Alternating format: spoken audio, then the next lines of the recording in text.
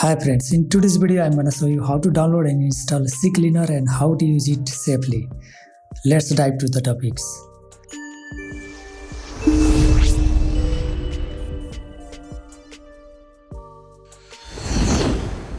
Okay guys, at first we start this video by downloading Ccleaner from its official website.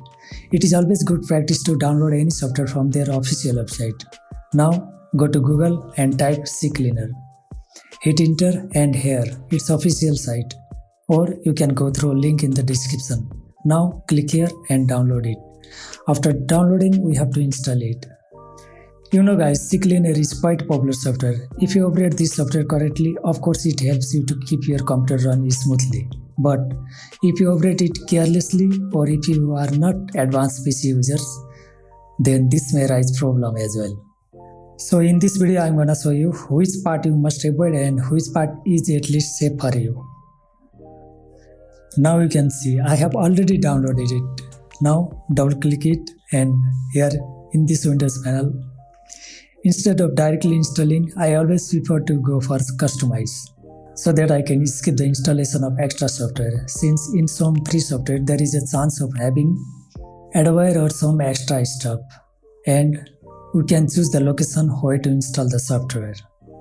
Here I just leave it as it is, so let's go back.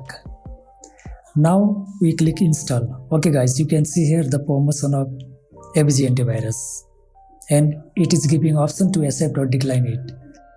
If we accept it, this antivirus software also start to install in our system. If we want this antivirus, then hit accept. That's your choice. So I already have antivirus in my PC, so I click decline. Now it is installing the Ccleaner. If you want, you can see the release notes to know about version history or recent changelog. For me it's okay, I just want to skip it, so I untick it, and installation is completed, so I close it. Now let's open it by double clicking the shortcut icon in the desktop. I made this video keeping priority for beginners. So for beginners, I don't recommend to clean the registry and driver update, since it may crash your PC. So the best and safer practice is to clean the junk file by using custom clean tab section. Now in this custom clean section we analyze. You can see the report here, and again go for run cleaner. Depending on your system speed and size of junk file, the analyzing and removing process may take time. After completion you will get message cleaning complete. That's all. Now you can close it.